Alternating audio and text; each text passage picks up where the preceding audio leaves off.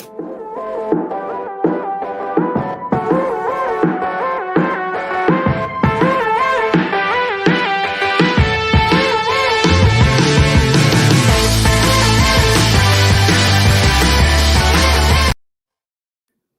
we're live. Something better that kind of like tapers off. You know what I'm saying? Yeah. Well, you're the tech guru, Jenny. What I want you to do, I want you to go out. I want you to find a fantastic intro, something to get the crowd ready. Maybe I'll do like an original song. An original song. Yeah, and I'll incorporate Jenny, Winny, and the average dude. Oh yeah, da, da, da, da, da, da, da, da. Yeah, and we can be doing like a little dance move together or something. Yeah, maybe not. Cool. No. Yeah, maybe not. Yeah, that's a bad idea. Went too far. Yeah. Well, we need to welcome everybody. Welcome to Jenny, Winny, and the average dude. Yeah. Fresh off of our vacation from Myrtle Beach, South Carolina. Yeah. Mm-hmm. Now, what did you think? You come back from a weeks-long vacation. Yeah.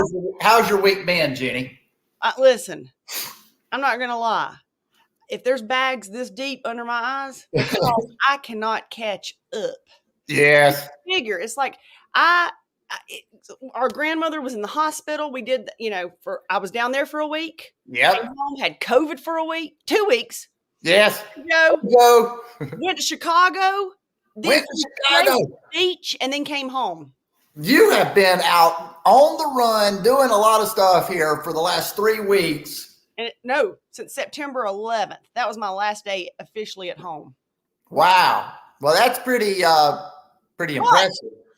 We got to be with our family, and that was fun. We got to be with our family, and I'm wondering how many folks out there, maybe Joe can jump in on this, but I thought it was pretty amazing. We had, 22, 23 people under one roof for 1 week. We only had 2 visits to the emergency room, and we only had 2 fights. I'm going to tell you, one of those fist fights was going to be on the golf course. Yeah, that's right. So Jenny we did a little best ball family fun out at the golf course. Y'all, as big of a cheerleader as Daniel is, I didn't feel the cheer for me. I didn't feel it. Yeah? You didn't feel the cheering? No, I felt like you were like Happy Gilmore. You went out there here, let me have that club. Yeah. What can I say? I've got a pretty decent little swing, Yes. Hey, Jonathan, I know he's got to go, but he said he's dropping in to say hello. Hello, Jonathan. Yep. We're going to hold you to it, Jonathan. And Jonathan was at the communication boot camp, as were all of the folks that you're going to meet today. Mm-hmm. Mm-hmm. So this is my favorite type of show to do. Me and Jenny both, we love meeting people. We love asking questions. What you got? Don't forget, we went to the haunted house. Oh, I'm going there. I'm not getting into the show. No, you jumped on something else, and we were talking about the beach. Yeah. So we were at the beach. If you're familiar with Myrtle Beach. Yeah. You've been down to the Strip. Yep. I will have to say, tell JP I said hi, Jonathan Peoples. That's funny. It's an inside joke. But so we went down to the Strip, and what I was amazed by, I haven't been down to the Strip in a long time. It's really changed. I mean, if you've been to Myrtle Beach, and people come all over to Myrtle Beach, and it's like it was always cruising down the boulevard. Oh, yeah. William and Peaches and the Attic or whatever it was called. Magic Attic. Yeah. Anyway, go ahead. Yeah. So you got that vibe, and you would kind of post up. You would either, if you're standing on the sidewalk, you had to kind of get the right position so that everybody could see you. If you're in the car, you had to put flashing lights on it and turn the music up real loud. Yep. And make sure that people knew you were coming. But if you were like me, you had like a dad or somebody that followed you in a minivan as you walked. Oh, yeah. Honking the horn and trying to embarrass you. And he did. Yeah. So nothing wrong with that. There was the haunted house right there. It's been there for years. There is. Now, there's a walk-through haunted house, and there's also the ride-through haunted house where you get in the little cart. Yeah. You remember it had the skeleton fingers out front. Oh, that's gone. That's long gone. I know. But, Jenny, it was there. And what I want to tell people is that I like that haunted house. That one scared me. I've always been scared of being scared, right? So it's not that I think it comes from my brother jumping out and scared me when I was younger. I think so too. We'll have to find out if some of our guests ever got scared by their siblings. But my brother, He put the fear of God in me. Well, So I'll tell you, the haunted house that we walked through, Daniel and I probably were the oldest patrons there, but my daughter has been dying. She's 19. She said, "You've always told me about when I was like 16. Daniel, I think, was almost 14. yeah, And we went, and I ran into the wall, busted my nose. I was running from Freddy Krueger. It scared me very, very much. yeah. And so Maggie tells him, she's like, I've heard about this haunted house for my whole life. My mom was chased by Freddy Krueger. And the guy sitting there said, I was Freddy Krueger. Yeah. I said, what? And then I was really scared. I mean, and so me and Daniel went through with these kids, and we were very frightened. We were very frightened, but what I will say, I think that was Freddy Krueger. That guy looked familiar. He did. I think it was the guy. And I mean, that was okay. So I'm 46. I was 46 on Tuesday, and I was 14. So somebody do that math. That's a long time. That's 30 years. Oh, I know. But he looked the same. Yeah. It was. I remember. Now, I full transparency. I went on that vacation, and I went and did that first time that I did the haunted house with you. It was all about the girl that I had the crush on. That was your friend. So. Oh, I know that. So, I mean, I didn't think you wanted to go hang out with me. Yeah, well, I did, but I really wanted to hang out with your friend.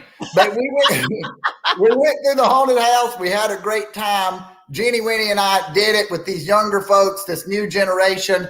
The average dude led the way. I do want to say that. As scared as I was, I led the way. And tell them what I did, Jenny, to help us get through it. Well, I'm not even sure what Daniel did, but I was like, is the Lion King or something playing? Because he was like, oh, yeah.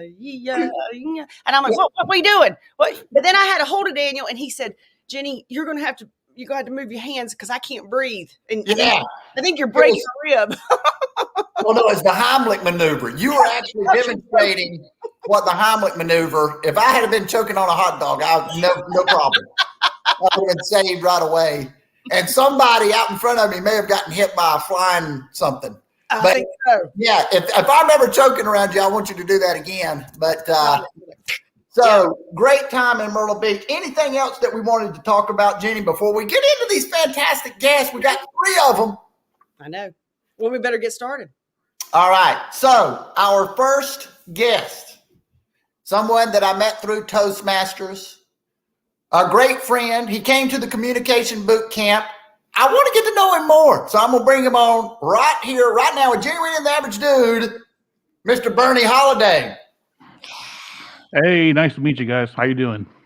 Bernie, I love the microphone. Well, thank you. Okay.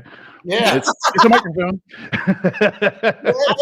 It didn't work. So well, it's bad. See, what's bad is when you invite a guest onto a podcast and they've got a better setup than you do. You know, it's like, wait a minute. So we'll have to talk to you more about that.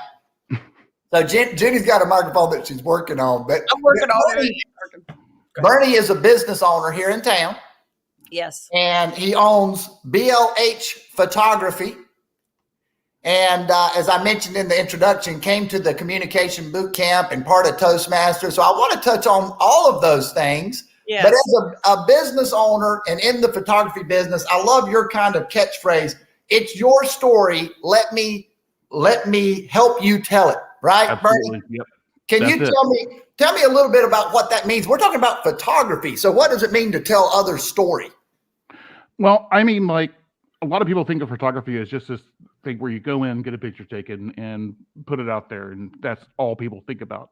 But when we look at older photography, you look at pictures, old pictures of Albert Einstein, Marilyn Monroe, going back through history, it is creating connection to other people. And that's what story is all about, is creating those connections. Mm-hmm. So I wanted to portray that I'm more interested in images that help you tell the stories, help you pass your memories down through legacy, than just a depiction of what you look like. Yes. Yeah.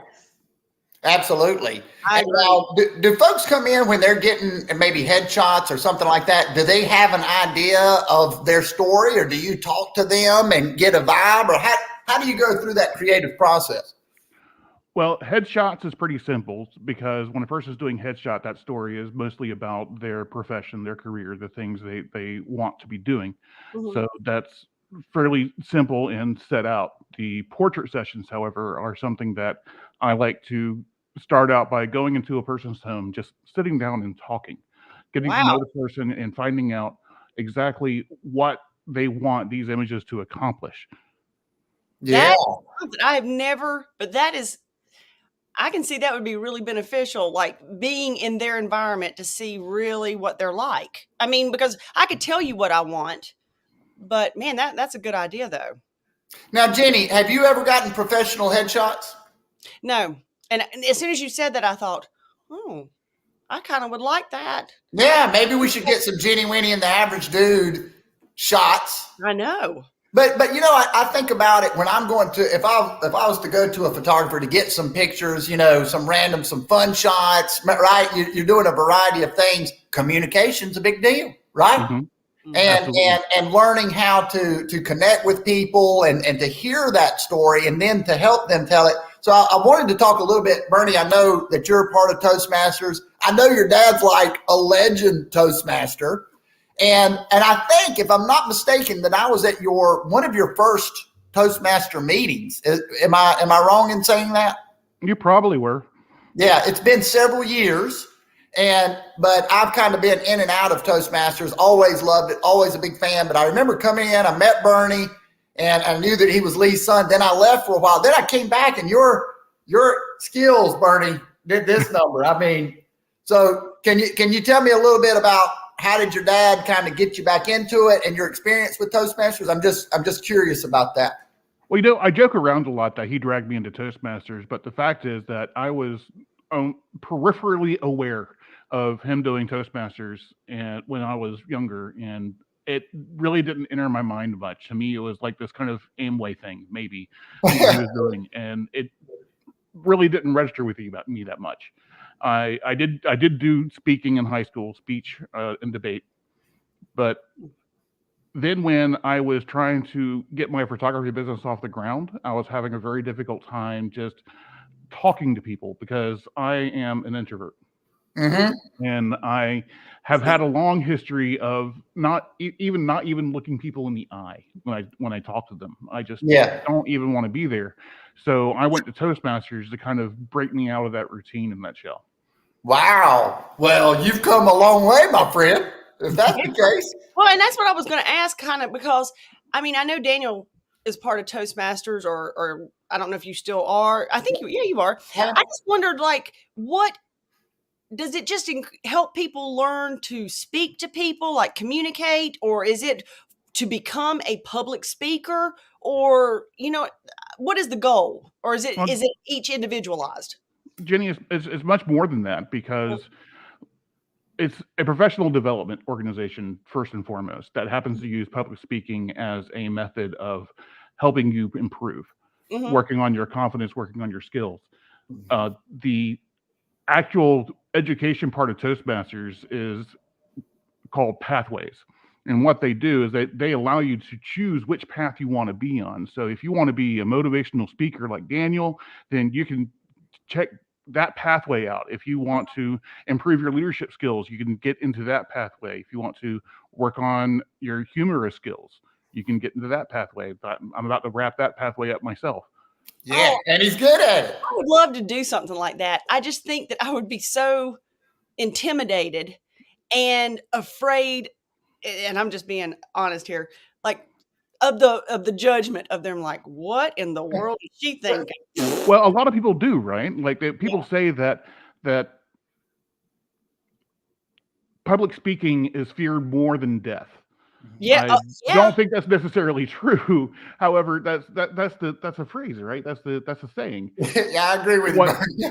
What Toastmasters allows you to do in that regard is it puts you in a safe space. It puts you in a place where people are committed to helping each other out. So if you step into a Toastmasters meeting and mess up, no one's sitting there in the background like, oh God, she just did that, didn't she? No, they'll come up and tell you. We invite people to come up, speak, and then be evaluated on their speech. So you get to learn the things that you're doing well and the things that you can improve on. And all the while you're getting experience being up in front of people and speaking. Mm-hmm. Absolutely. And so, Jenny, it's got this communication umbrella. Mhm. But under this umbrella of communication, as Bernie alluded to, we've got all sorts of different pathways that people want to take. Are there a lot of are there a lot of women that do it? Absolutely. Yeah. Anytime As a matter of fact, about it, I've never heard like, oh, I know her from Toastmasters, and I'm like, I just wondered if women did it or if because I've had to present things, Bernie, and like, at different little places. And I'm telling you, there's something about if I can get behind something where I feel like I'm hidden, like whatever he did the other day. I know, but it's like I set up a TV because I was going to show a little like clip it of something.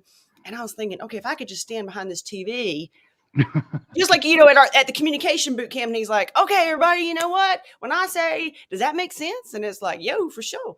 I would be scared to say, hey, everybody say, yo. I can see everybody going, yo, for sure. What are you stupid? I mean, and he had everybody like, yo, for sure, and I'm just like, I don't think I could do that. I'm afraid that I would look out at the audience and they wouldn't be responding. And I'd go, oh, this is not good. Have you ever had that where you look out? Yeah. Oh, yeah. Especially like doing the humorous pathway That's has been really interesting for me because in the Toastmasters meeting, people have practically been trained to sit there and just listen and not react that much. Oh. Right. So you get up there to do a humorous speech and you're throwing jokes out there and people are just they're not laughing. They're like, oh, yeah. And it's like you're pausing for the laugh that's not even there. So yeah, that's fantastic. Insert laugh here. It's just this long, awkward silence that you feel like you delivered your entire 5-minute speech just in that. So, I mean, how do you do that? How do you overcome that? If you're an introvert, you said. Yes. You're putting yourself out there to be funny. And then I'd need to hear something. Which is the hardest? I'm going to say Bernie is very quick-witted. He's a very intelligent person. Oh, yeah. And he's got a great sense of humor. But that being said, it is hard. When you make a joke, to me, that's the toughest. Because I guess maybe because I'm not very funny, unless it's unintentional when I'm funny. Yeah. But to try to intentionally make a joke and then you don't get a laugh, Bernie, how do you handle? You keep moving. Keep moving. I love that. Bernie, you are okay. I'll say that I don't know you, but keep moving. I was behind you sitting there at the boot camp. You may be a man of few words, but when you say some things, you are funny because I was asking about the Spider-Man thing and you turn around and you're like, what's not to be? What don't you get? Yeah, somebody's like, Spider-Man playing pool. He's got to have a hobby, right? Yeah, and you were like, because I said, he said, hey, I've got a tattoo of Spider-Man, one of the other guests, playing pool, wearing a stormtrooper. And I said, I know what that's about. And you turn around and you're like, how could you not know what that's about? I mean, and that was funny. That, you know what I mean? So it's like, you are good at that. And I think it was almost like I was sitting there because Daniel and we were talking about you. And it's almost like you can be man a few words, but when you pointed out, when you said it, it's like almost like a zinger. You know what I mean? It's like you really... Well, you're good at it, is all I can say, because you had me. Thank you. I appreciate that. Yeah, well, I was just saying, if I laughed, because I love to laugh, and when you turned around, you were like, it was just so random. You was like, what don't you get? Like, I mean, Spider-Man's playing pool. And some of that comes from the way I was raised, because not so much me, but my dad and my older sister would have this constant back and forth. In fact, it was the worst thing in the world to be in the car in the back seat with them two in the front seat deciding to debate about something, because it gets it gets heated quick. Not in a bad way heated, but it's a vigorous debate, shall we say. Very passionate about my opinion. Exactly. This is interesting. So you said earlier, so you were listening to dad and sister debate, but you were on the debate team. Didn't I hear that correctly?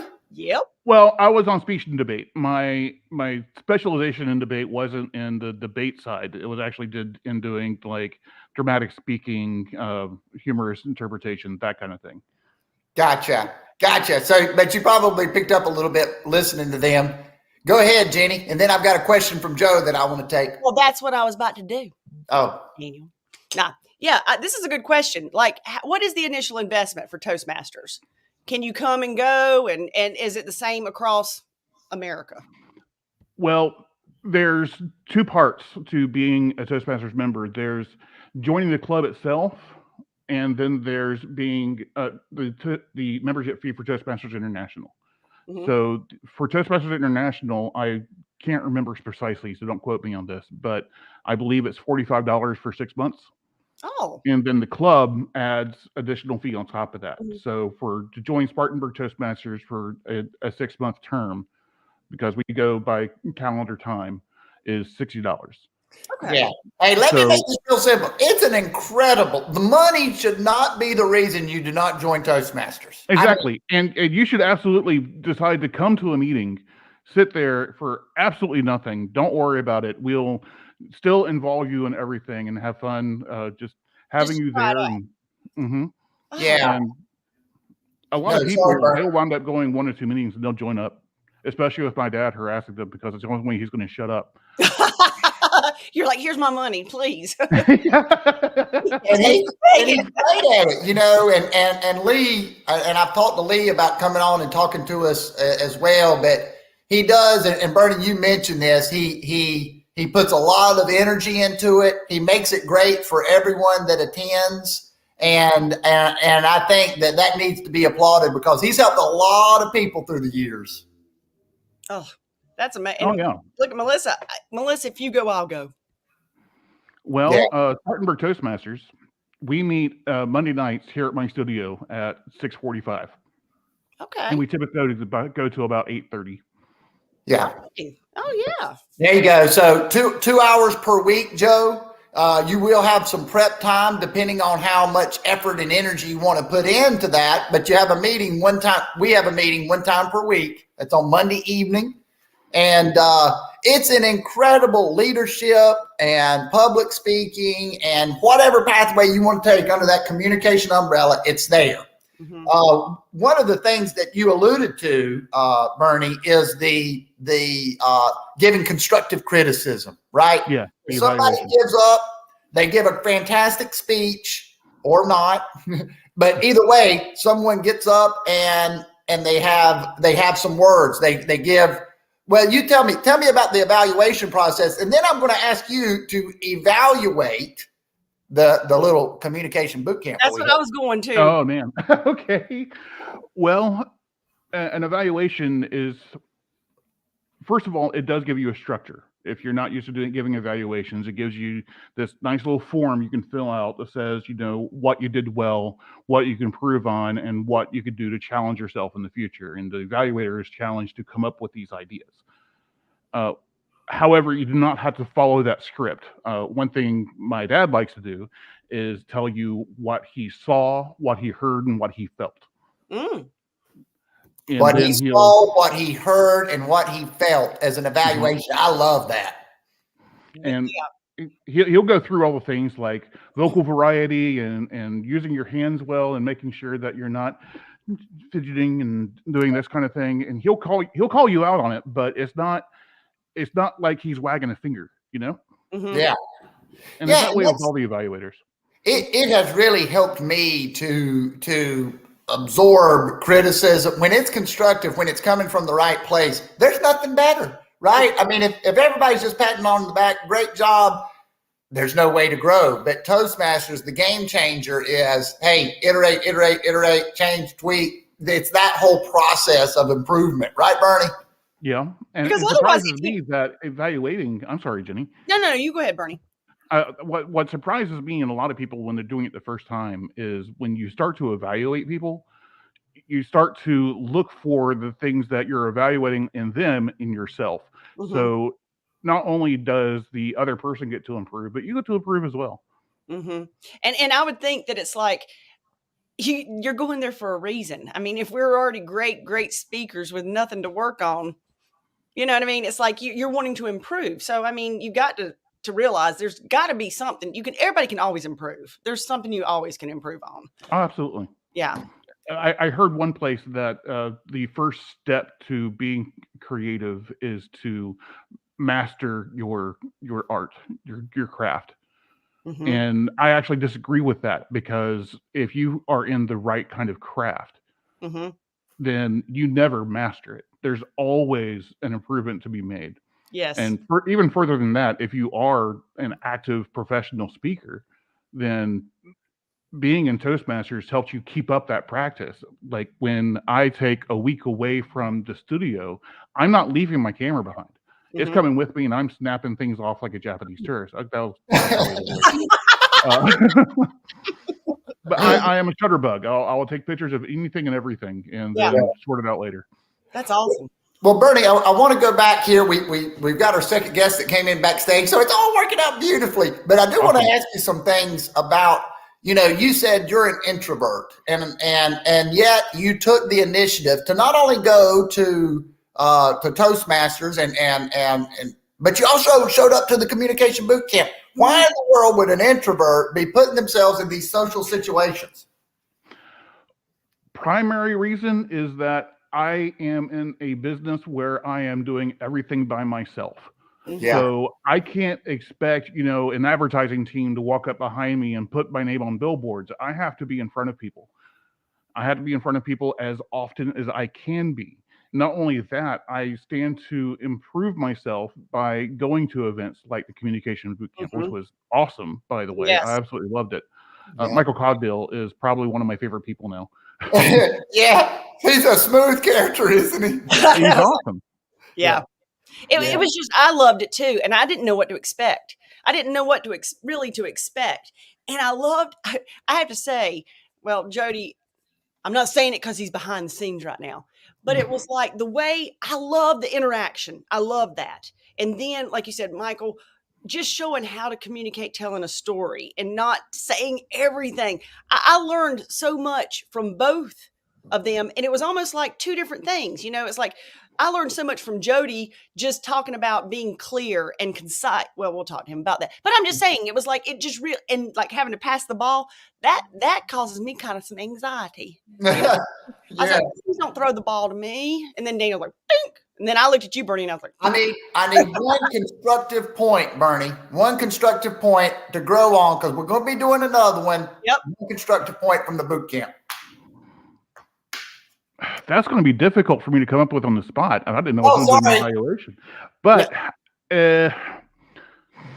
doesn't hurt. I think the entire thing went really well. I'm really racking my brain trying to find a way that could possibly improve it. I want you to think about it. Yeah. I want you to think about it. And I want to do one more plug here for Bernie and his photography business, BLH Photography, located right here in Spartanburg. Bernie, what's the address of your photography studio? 2099 South Pine Street, Unit C. So I'm right at the corner of Pine and Country Club. Pine and Country Club. If you live in town, you know where that intersection is. Stop in, see Bernie, get the headshots. Be looking for some Jenny, Winny, and the Average Dude shots. I'm serious, Bernie. We gotta get creative. I do have a deal for you all if you want to hear it. Yeah. Okay, give me the deal. So if you're both looking for headshots, I have a deal going on right now. First of all, if you're a Toastmaster, you get 50% off everything. But second of all, if we have other people listening right now that are thinking about getting headshots, then you can bring a friend on Fridays and get one of your headshots for free. Not headshots for 50% off. Okay. So the first headshot would be $200. The second headshot would be $100. Gotcha. So it's a chance for two people to go in, share the load a little bit, and save a little money. Awesome. And I can tell you that's what the pro rate is for a headshot. So if you're like, whoa, trust me, I've looked. That's what it costs. So I think that's a fantastic deal. So let's take advantage of that. Reach out to me and Jenny, Winny. Bernie, thank you for coming on. Yes, thank you so much, for having Bernie. me. Yes, sir. All right. And I'm going to get better with the controls here. See you later. Well, there you go. Guest one in the books. That was fantastic. I love the fact that Bernie takes initiative to call himself an introvert, yet he pushes himself to get into situations where you can grow.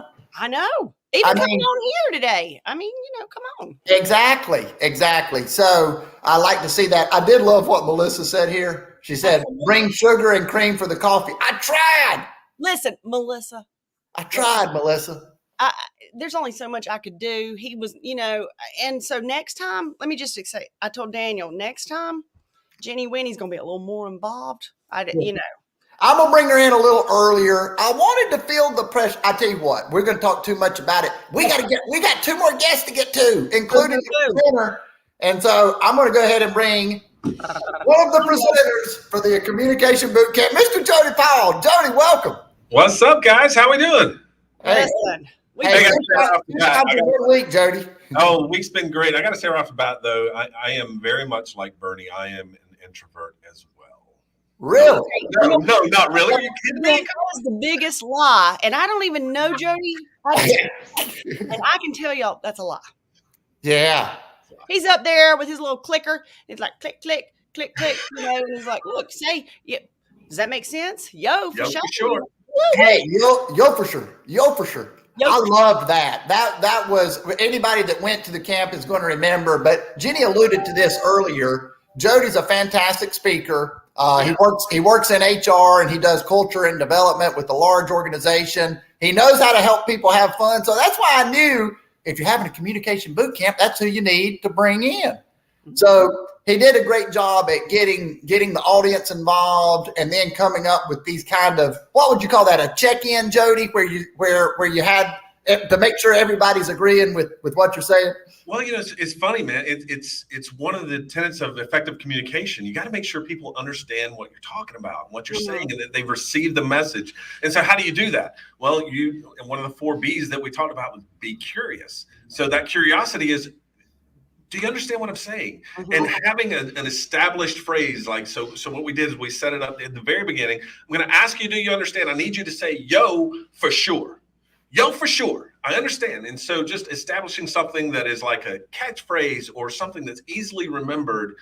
And in the end, we saw that it had a specific meaning for it. That just gives you validation as a speaker, as a presenter, or even just someone that's communicating that, hey, my audience hears me. They understand what I'm saying, and we're on the same page. We're not on a 2-way street. We're riding shotgun, and we're in the same car.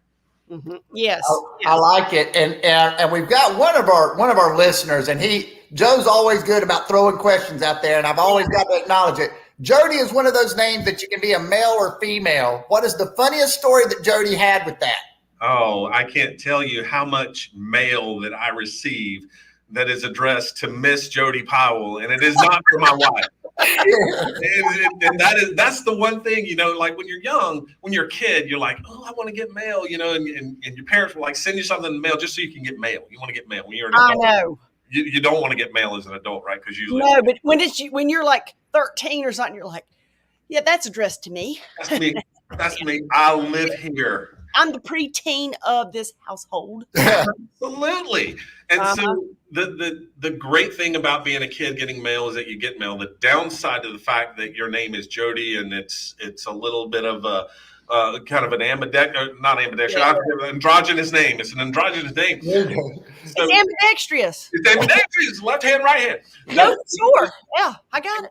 Yeah, and so the great thing was to get mail, but the downside for me as a young teenage boy was to get mail to Miss Jody Powell. Yeah.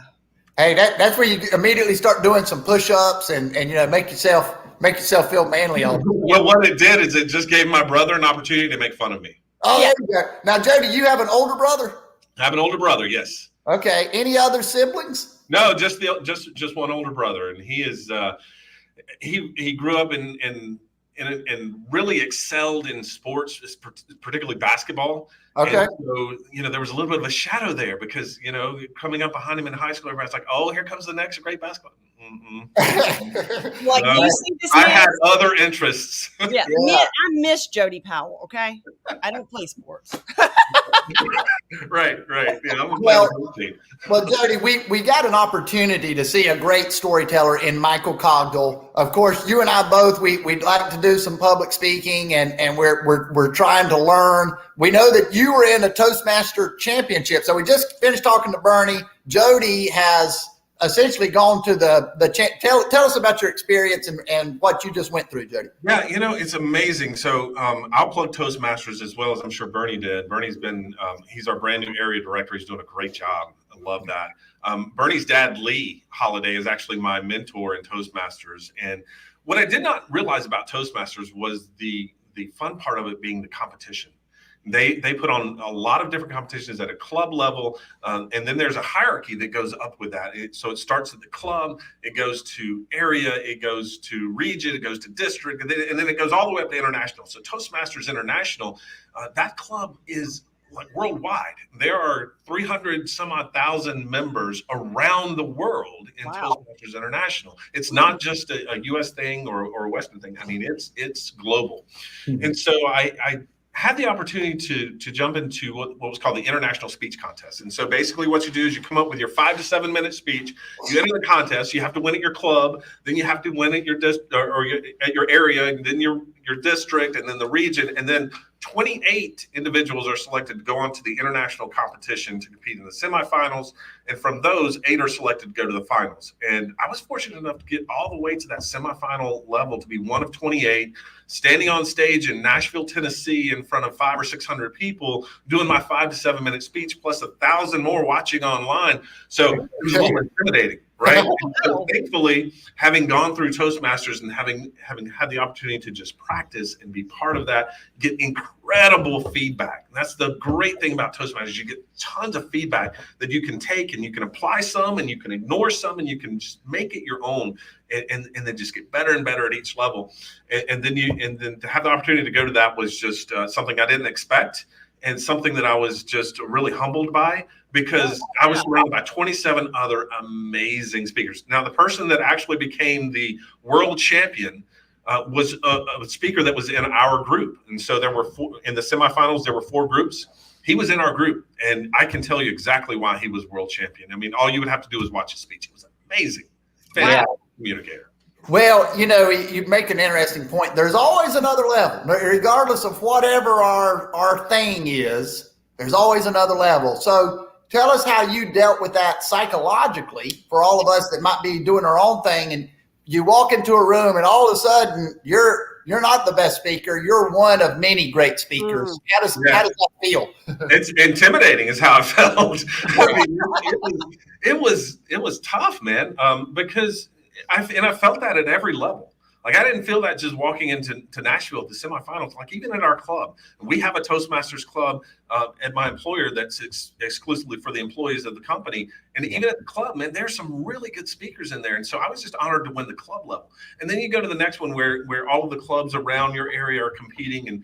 And so it's winners combating with winners at each level you go up. And then the district level, which was for this basically your state level. There were people that have been in Toastmasters for 10, 15, 20 years. I've been in 2. And I'm like, I don't belong here. Yeah. But you know what? What you have to do is you have to take that and use that as energy, and you use it as fuel. And it's an opportunity. And it's kind of how I look. It's kind of why I entered the competition to begin with. It was an opportunity to compare myself with some really great people. How do I stack up? Absolutely. And that's what I wanted to get out of it. But what I ended up getting out of it more than that was understanding how important the evaluation and the feedback and the advice that was given, what advice to take, what advice not to take. And the biggest thing that I learned out of that was that so many people will give you such really good advice, but at the end of the day, you're the one that's on stage.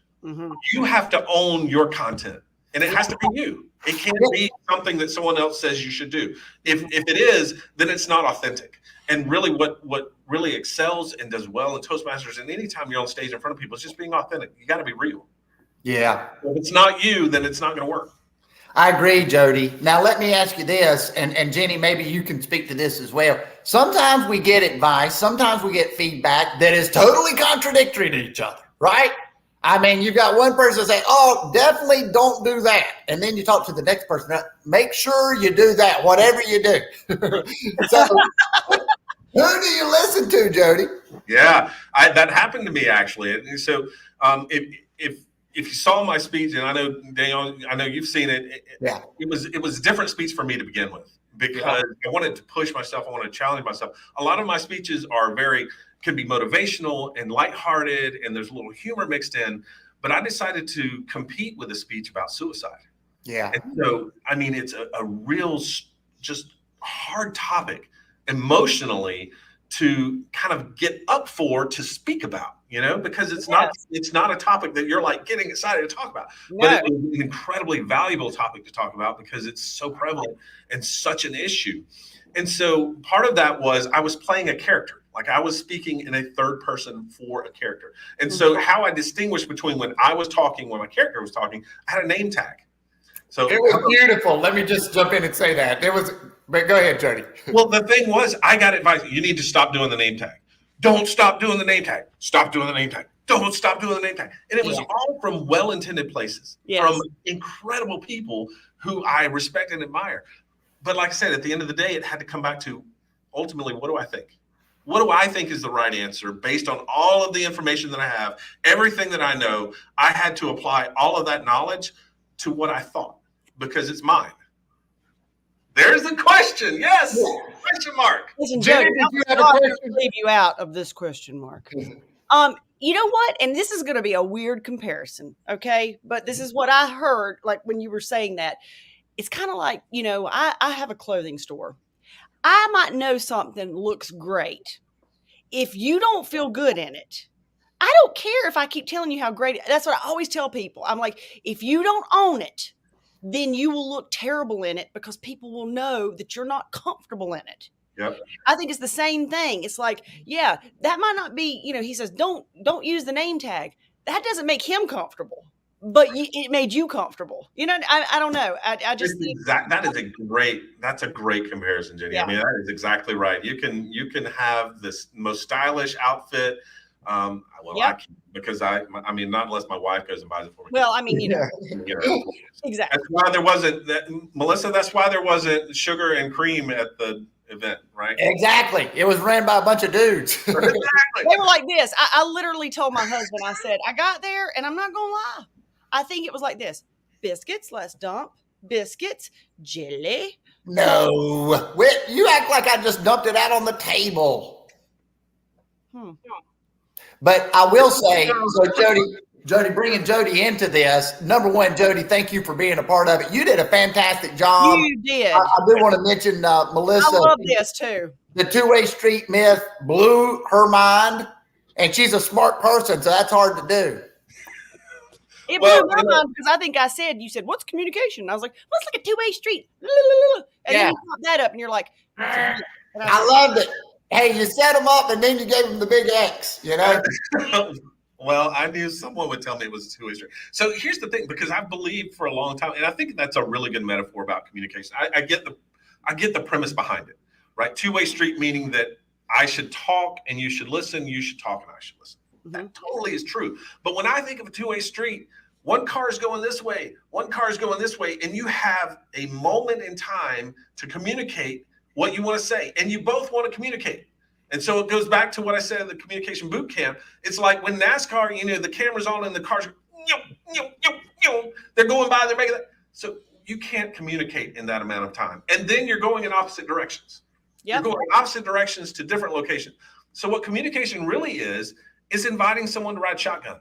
Yes. Let them get in the car with you and go to the same place so that you have time to effectively communicate what you want to say and then listen to their communication as well. Yeah, because if you're riding shotgun, you're going to have a conversation. Yeah. And it's like, it makes so much sense. And I hope Joe is still listening because this is right up Joe's alley, honestly. But it's like, you're right. You might, two-way street, I might catch part of what you said, but I might not have really got the full meaning of what your intent was or anything. You know, I'm trying to also convey to you what I want to say before you get by. Well, and that's just it. That's some of the communication fail is that we are so focused on what we want to say. Mm-hmm. Even when we're listening, we're already formulating our response in our mind. Yep. Like, I can't wait to say, I got to get this out. And when you do that, you stop listening. Yep. And so if someone is curious and they're following up, they're looking for you to say, yo, for sure. You can't honestly say it because you weren't listening. Mm-hmm. You're thinking about what you're going to say next. Yep. Now, to that point, doing what we're doing right now is so it helps so much, Jody, because I'm trying to listen to Jody. Of course, I want to have questions that come after that. I know that I've got another guest backstage. It teaches me to stay in the moment, right? Wouldn't you agree, Jenny? Oh, yes. And Jody's saying things. He's saying things. And if I'm listening, then the question will be obvious. But if my mind starts wandering, well, I don't know what to say next. Like, what did you say? I'm telling you, and this is not necessarily for what I told Daniel afterwards was that everything you shared is great for business relationships, but it was just great, period. I said, there's not one person sitting in that room that did not take away something that they could apply in their life and their relationships, at work, whatever. You having a fight with your spouse or whatever, and they're saying something, all you're thinking about is like, I've got something to say back. Whoa. Was that your husband right then? You went, I'm like, dang. but Okay. you're thinking about what I want to nail my point instead of ever listening. And I mean, that was so great. It was really great. Well, I had a fun time doing it, Daniel. I can't thank you enough for asking me to do that. And man, Michael Cogdill, are you kidding me? That dude, good grief. Like, I mean, he was 30 seconds in, and I'm like, Yeah. I mean, just the voice, the tone, the pausing, the way he would pause. Oh, that's a speaker right there. Yeah. Well, that's a lot of experience. Let's think about this. He was on live television 2 times per day for 30 plus years. I mean, I asked him, I said, Michael, do you ever get nervous? He said, no, not at all.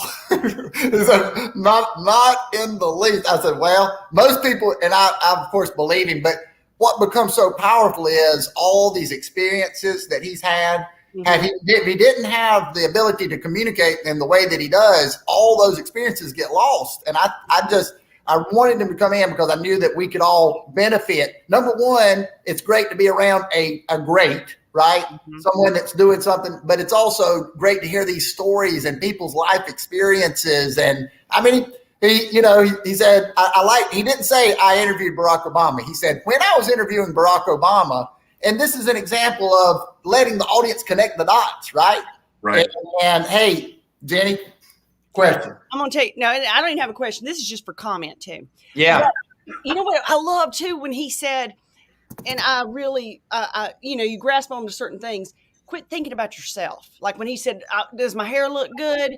Or, he was, a fence post with Conway Twitty sitting up there. It's like, it doesn't matter. It doesn't matter. I can sit here and be going, oh God. But if you forget about yourself and you just, then people connect. They know you're being real. Absolutely. That's such a good point. I'm so glad he said it too, because yes. One of the things that I talk about all the time and I love and I have a passion for is brand, and particularly brand for yourself, like building your own personal brand. And one of the things that I say is you have to be humble. Yes. And so many people have a different definition of what being humble is, and there are appropriate definitions for appropriate situations. But I mean, at the end of the day, for me, it's just removing yourself from your own line of sight. Mm-hmm. You got to move yourself out of the way so that you can see other people. Get out of your own way. Yeah. That's what he said. I agree with you. I mean, and that is so powerful. It allows us to focus on others. And I hate to come to an abrupt end, but I just realized we're 50 minutes in, and I've got one more guest, Jody. Well, you got a really cool guest coming up, from what I understand. So I'm gonna stay on and definitely get some Jody, I appreciate you. Thanks so much for being a part of it. Yeah. We're going to do it again. We're going to go bigger and better and badder. So bigger, better, and badder. Yeah. All right. See you, man. Thanks, guys. Bye. All right. Last but not least, we got one more guest. Jenny, are you ready? Drum roll. Drum roll. Here we go. Yeah, even though I think I may have said the wrong thing at communication boot camp, and she knows I apologized in the bathroom. Okay. Well, good. Well, I'm glad you apologized. Haley Gainey, hello. How are you? Are we saying, is it Haley or Hallie or? It's Hallie, but honestly, I answer to anything, but it is Hallie. Yeah. At least I'm not alone. I'm going to write that down, but I know you're going to forgive me if I do it again. You will forgive me, right? I will. Yeah. So, welcome. Thank you for being a part of this. We wanted to talk to some of the folks that attended the communication boot camp. I know that you've been involved in some of our networking events and that sort of thing. So I've gotten to know you a little bit, but let's start here. What did you think of the boot camp? I thought it was awesome. I personally got a lot out of it. I think with events like that, you get, what you come for. Yes. You have an opportunity to hear great speakers. Jody is amazing. I've had the opportunity to hear him once before then, and it's something new every time. And it's something that, moves me in a way. I'm still young in the industry and in sales in general, and just, communicating and whatnot. So to be able to learn from a great like him, and then hear Michael speak was also fantastic. I was, very moved by some of the stories that he told. I was blinking a little extra on some of them. So it was it was a great opportunity. So yeah, thank you, Daniel, for hosting that. First of all, it was a great group inside the room as well. Everyone was participating. It just felt like everyone was excited to be there too. And it was 8:30 in the morning and we didn't have cream and sugar. So I wasn't even aware of that. I'm not a coffee drinker. Yeah. We got to bring in Melissa. She seconds that. A ton of coffee, no sugar. So yeah, I missed that. That's funny. I'm not a coffee drinker, which also takes people by surprise sometimes. I don't like it. Well, but Haley, what I appreciate about you, you really got an incredible quiet confidence, is what I would call, right? So you're willing to go into uncomfortable situations, as you made note of, and maybe we can talk a little bit about that. You're in sales. You haven't been in sales very long, but you're swimming in new waters, and you're swimming like a pro. What happened? I'm doing my best. I think a lot of the great things that have happened in my life have come out of initially uncomfortable situations. It's something new. If you're in the same environment all the time, you don't put yourself out there, you're only going to get that same result. So you have to try something new to get something new. And it's been amazing, way more than I can ask for, with my support system, my team, with work, and to have met a team like you guys for life skills and just life support has been awesome. Yeah, well, that's great. Now, I know with part of your experience, I thought this was cool, and I just learned this not too long ago. Part of your experience was at Clemson University, where you attended school, and you would help families of recruits kind of visit Clemson, right? Yes. So at school, I was a tour guide for the university. So any prospective student coming in, I would give just a general tour of campus, but I also worked an internship / job with football recruiting. So, the guys would come and visit, and they'd go off in their meetings and, be here and there with coaches and things like that while the families were visiting on game days. So I got to hang out with those families, hear about their stories. And I love a good story, and I love to know someone on a more personal level. So it was a great opportunity, great experience. Wouldn't change anything about it. Yeah, I'm a Clemson fan. Me and Jenny both. Our number one guest that we want to interview is Dabo Sweeney. So I've got to ask you first, have you met Dabo? I have, yes. I worked in the facility. So we were in the same place, not always at the same time. So I'd see him, walking about. He's an awesome guy. Everything you see is what you get with him. I have so much respect for him, taking time out of his day to stop and speak to a recruiting assistant, so it's just, he makes everyone know that. I have so much respect for him taking time to speak to Jenny, Winny, and the average dude. Yeah. Well. She's trying to manifest that. Yeah. No, I think he's an incredible recruiter, and so that's interesting that you work with him in that capacity. Now, was there any talk behind the scenes when there was a 5-star recruit coming on campus of, hey, it's a 5-star recruit, let's give him a little more or less, or was any of that? I mean, I wouldn't say giving more or less. I feel like that was part of what made Clemson so special, is that they treat everyone, the same. To a certain extent, we might have a 5-star and everyone tightens their ties up a little bit and shuffles them, but to the treatment of them all, I feel like everyone that visits feels like a 5-star. So that was also something I thought was unique. Absolutely. I'm so jealous of that experience, because I know that would be so much fun. Yeah, I wish I had. In the moment, I honestly don't know that I was able to really appreciate it. Stepping out of it, graduating from Clemson, and looking back, it was a lot more than what I was in at the moment. But if you're not living in the moment, you're not living it. So yeah. Hey, you've got a lot of wise sayings for a young person. Jody loved this. He said, you have to try something new to get something new. So I love that too. It's like if you do the same thing, it's kind of like whatever they say, the definition of insanity. You keep doing the same thing and expect different results. that's insanity. It's like, but if you do something new, you're going to get something new. Even if it's a terrible experience, it was an experience that you didn't have. If it's something, I feel like if it's something you're after and something that you want and you're willing to keep putting forth, you're going to be bad at it for a long time until you get good at it. I learned that through, I grew up dancing, and it was practice, it was repetition, and that's what I try to do, in my position with my job and in sales. Is never going to get good at it if you continue to take the back burner. You got to put yourself out there and fail, try again, they say. I love it until you get a win. So now you've got a lot on your plate. I know you're doing the school, you're working in a new environment in sales. How do you find time to do all this? It is time management for sure, and a little bit of grit. I grew up just, if you want it, you got to go get it.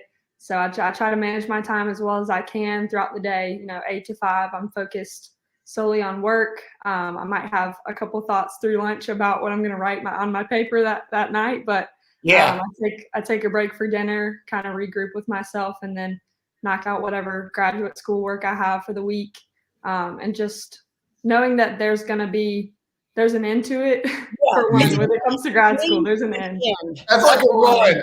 If I know that eventually I'm going to have to get to stop, I'll keep going. Then you're like, if I could just keep going. It's like, but when you end work, when you're done, do you leave it?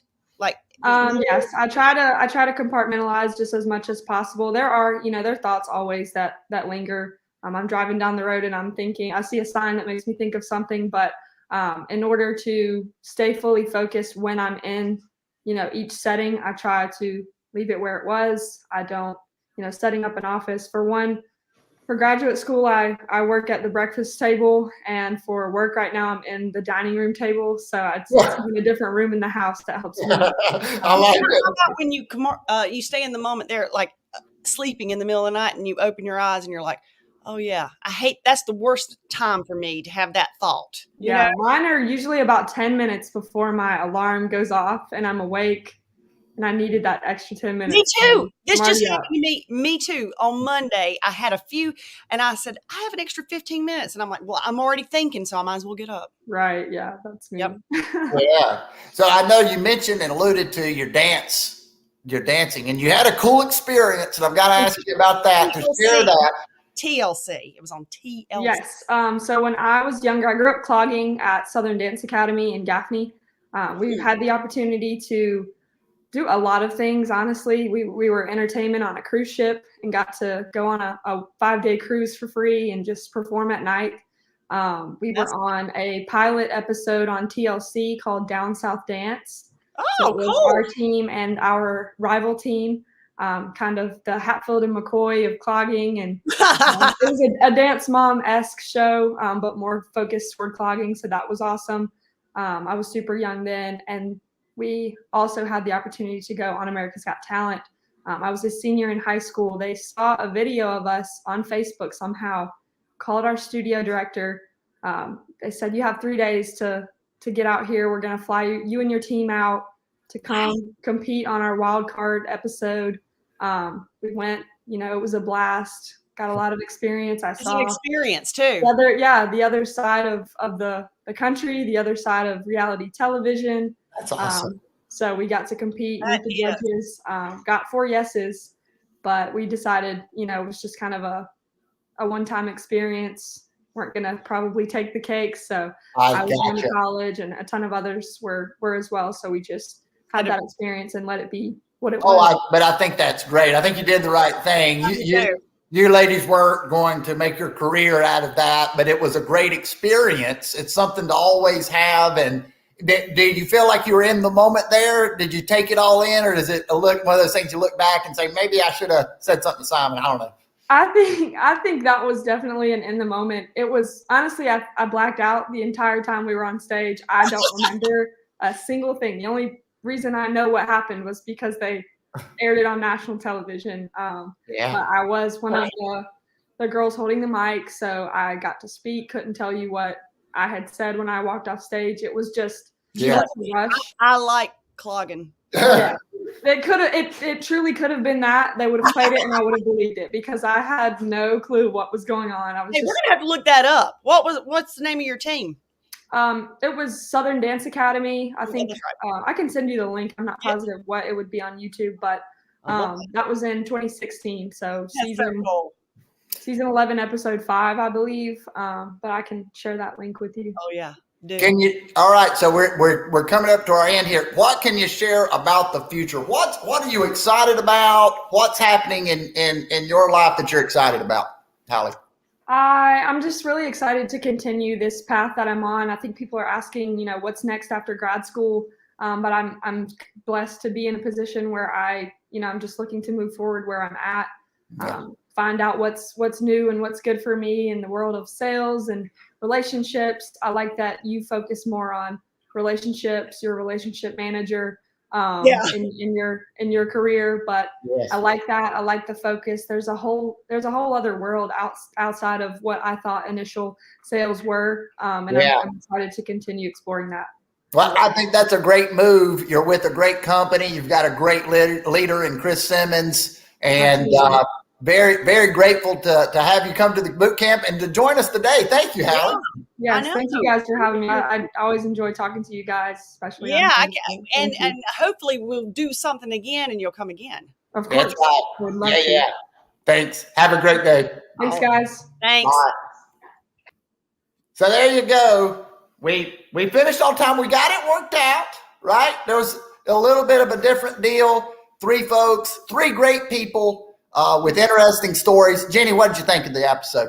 Oh, I loved it because it was 3 different people, but we were all 5 of us were at the same event. Okay. Well, there you go. I'm glad you mentioned that. So what I want to talk about real quick here before we end up is that it's shared experiences. All of a sudden, if you have a shared experience, something that you can kind of both relate to, then all of a sudden the stories that are within that circle, that group, become more interesting, and you become more connected with the people that are in it. That's right. So the goal moving forward, more events. We're going to do another communication boot camp. All the ideas started flooding in. Winny's going to help me. Melissa, you'll be glad to know. Mm-hmm. I am going to have so much coffee, so much sugar for that coffee. You're going to be amazed. And cream. Yeah. Hey, thanks everybody. Have a great week. We'll see you next week. Yes. Let's roll.